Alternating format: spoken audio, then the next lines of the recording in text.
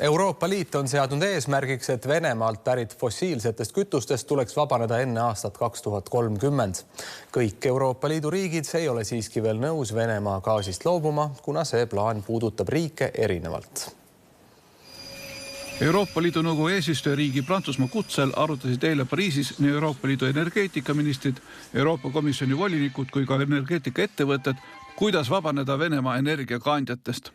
Üritusel viibinud Eesti tuumajaama arendava ettevõtte Fermienergia juht Kalev Kallemets ütles, et põhimõtteliselt Euroopa Liidu riigid toetavad Euroopa Komisjoni eesmärki Venemaa gaasist vabanemiseks, kuid üksmeelt veel ei ole. Meil on Ungari, kes püüab olla väga arvestav Vene Föderatsiooni huvidega, ja Austria ja Saksamaa, kes on ka Nord Streami ühed investorid olnud enda ettevõtete kaudu ja kes on jätkuvalt sõltuvuses gaasitarnetest Vene Föderatsioonist ja ka naftatarnetest, et nende kõhklused ja mured on kahtlemata kõige suuremad. Euroopa rohepöörde eesmärkide järgi oli maagaasi kasutamine mõeldud fossiilkütusest loobumise vaheetapiks, kuna ta on vähem saastavam.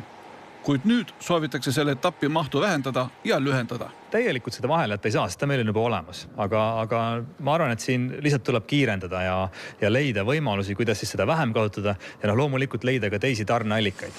Kuid kõik riigid soovivad Kallemetsa sõnul hoida alles juhitavaid elektritootmisvõimsusi.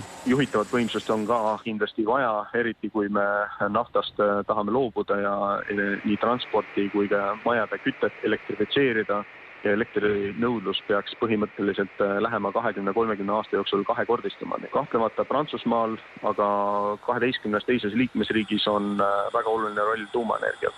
Euroopa Komisjoni energiavolinik Kadri Simson on öelnud, et Euroopa elektrijaamad võivad praeguses kriitilises olukorras kasutada nii kivisütt kui ka põlevkivi. Eesti riigil on plaanis pikendada Narva elektrijaamadest 1000 megavatti hoidmise võimsus seniselt 2023. aastalt tähtajatuks. Praegu me näeme, et need jaamad töötavad ka turupõhiselt ise, et nad on nagunii alles ja valmis töötama.